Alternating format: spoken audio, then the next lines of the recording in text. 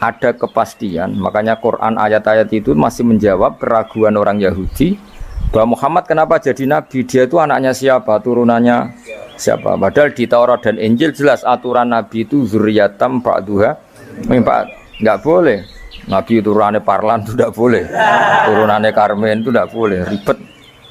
Apa? Ribet. Nabi itu harus turunan nabi. Bukan karena Allah itu asobiah, ndak. Masyarakat itu lebih ikhlas.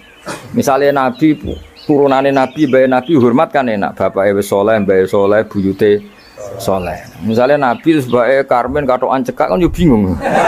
Ora dihormati bapaknya nabi, dihormati katokan cekak main gaplem. Kan yo bingung. Jadi aturannya harus itu. Loh nak kiai oleh kiai kan ndak maksum, derajatnya kan di bawah. Pemenang kiai maklar tambah oleh, soalnya oleh. Ini masalah nabi apa? Orang yang spesial. Itu harus bapaknya spesial, mbahnya spesial, buyutnya spesial. Nah, sehingga aturan jadi nabi itu memang harus dzurriyatam ba'duhan. Kalau kiai boleh, kalau menaik maklar tambah boleh, tapi kalau nabi tidak boleh. Nah, aturan-aturan itu ada di Taurat dan Injil. Makanya yang pertama di soal orang Yahudi, kalau Muhammad nabi itu bapaknya siapa, mbahnya siapa.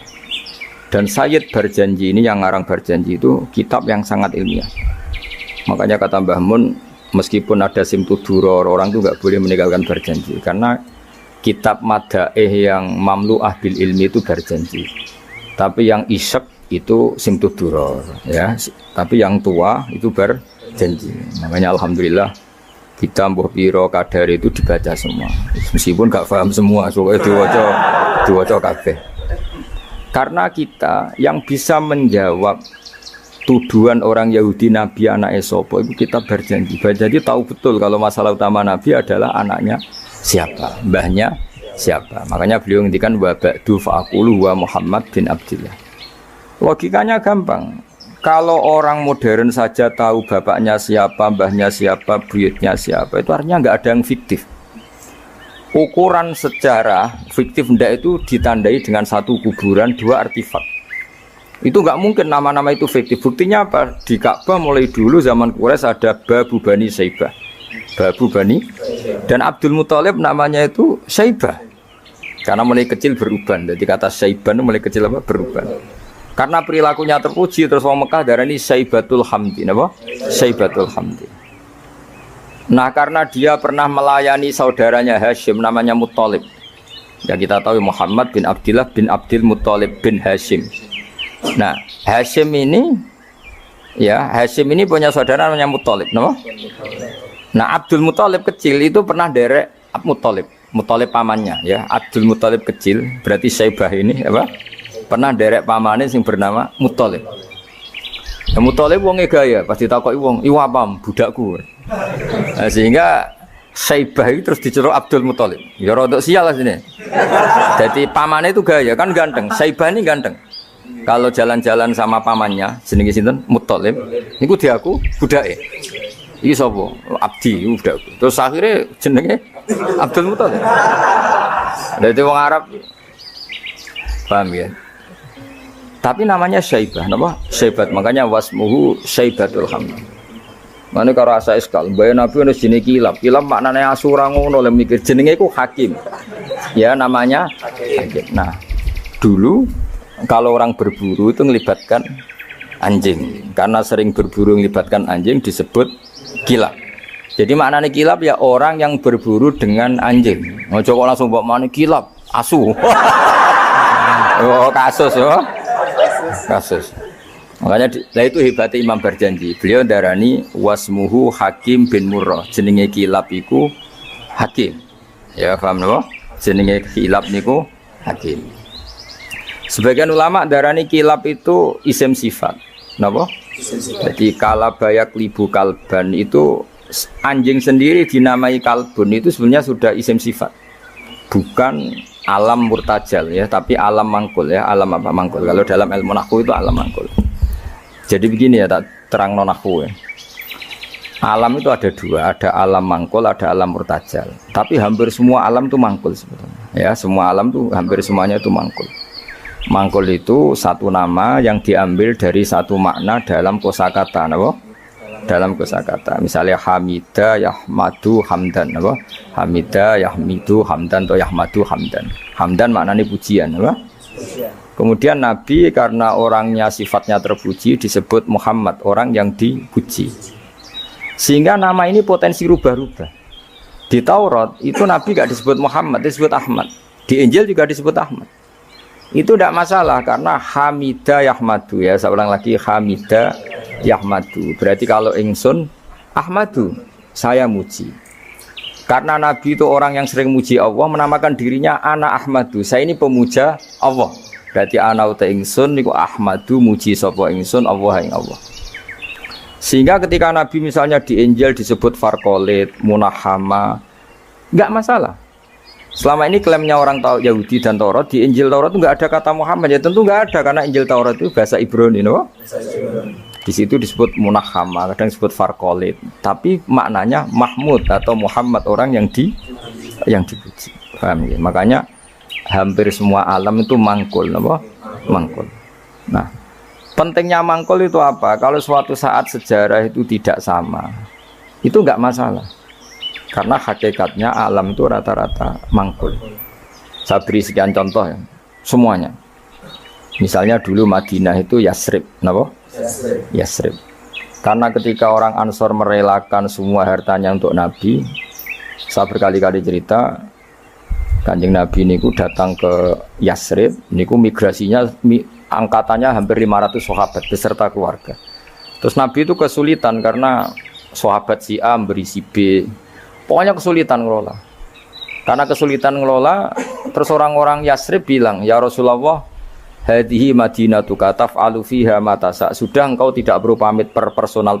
Misalnya Nabi mau titip Abdurrahman bin Auf dititip no si A, yang Abu Bakar dititipkan si B, yang Umar dititipkan si C. Kan kesulitan Nabi. Karena Nabi harus mikir yang punya tanah siapa, harus pamit kepada siapa, karena semuanya pendatang. Karena Nabi kesulitan itu, terus orang-orang Yasrib bilang, "Ya Rasulullah, hadhihi madinatuka taf'alu fiha matasa." Sudah ya Rasulullah, ini kotamu, kita semua ada ikut punya Yasrib, semua ini milikmu, maka terserah engkau. Semenjak itu Nabi terus longgar karena diikrarkan miliknya. Semenjak itu terus Nabi memaklumatkan secara umum siapa saja boleh menempati di Madinah sesuai kadar hajat masing. Nah, semenjak itu diarani Madinatu Rasulullah Shallallahu Alaihi Wasallam. Jadi hampir semua kota itu pasti mangkul. Sehingga ketika kitab Taurat, Injil menamakan itu enggak persis, itu enggak masalah. Misalnya Quran yang paling masyhur, summiya bil Quran ya li annahu makru, karena dibaca, maka summiya Quranan, qara'a yaqra'u Quranan. Tapi Quran juga dikatakan kitab, wal kitabil mubin, karena bentuknya mushaf itu maktub, ada yang ditulis. Artinya melibatkan kitabah, tulisan, maka summiya kitaban. Sebagian disebut lagi Quran itu namanya apa? Mushaf, apa? Karena mushaf itu dari kata sokhifah, ada lampiran, melibatkan kertas, maka disebut yatslu suhufam mutahhar. Paham ya? Makanya suhufi Ibrahim wa Musa. Jadi melihat itu melibatkan lampiran, sokhifah disebut mushaf. Melihat itu dibaca disebut Quran. Melihat itu melibatkan tulisan disebut kitab. Melihat konsepnya adalah al-fariq bainal haqqi wa bainal batil disebut furqan, pemisah. Melihat fungsinya cahaya disebut nur. Melihat fungsinya Quran menghidupkan jiwa-jiwa yang mati disebut ruh. Wa kadzalika auhayna ilaika ruham min amrina. Sehingga berdipastikan sebenarnya semua nama itu rata-rata itu mangkul, apa? Mangkul.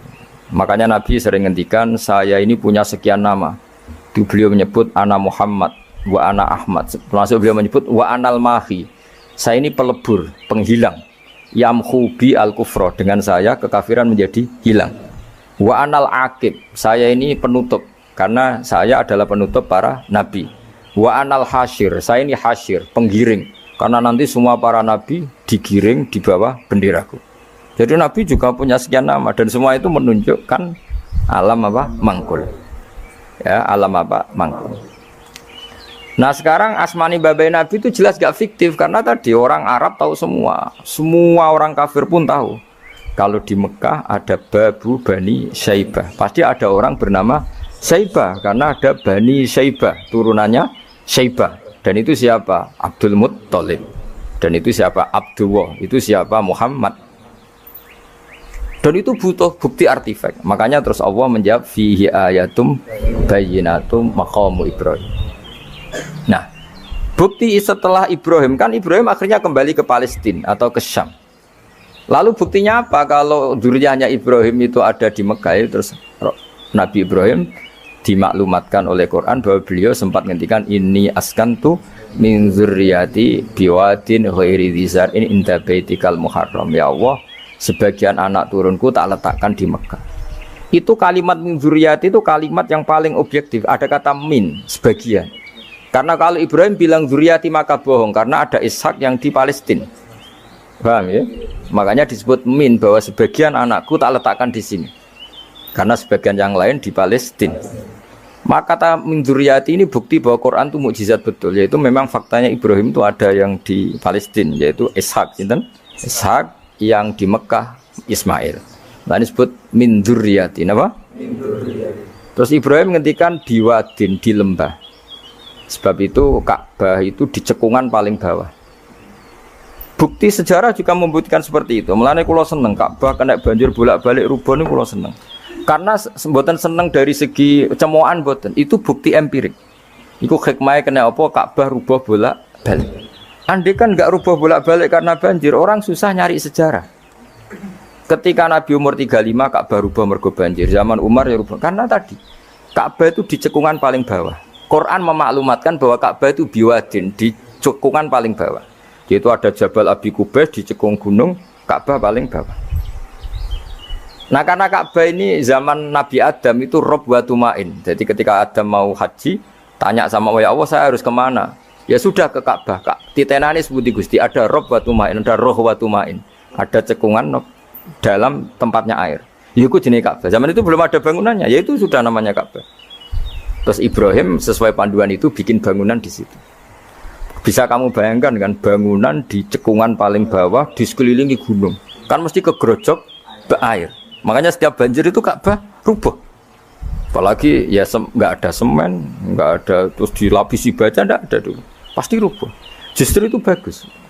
Bagus dari segi bahwa shadaqallahul adzim ketika mengistilahkan Ka'bah itu biwadin. Paham ya? Biwadin. Sehingga sekarang alhamdulillah pemerintahan Wahabi meskipun gitu sampai sekarang Ka'bah itu dari Masjid Haram tetap ke bawah. Ya enggak ya mesti apa?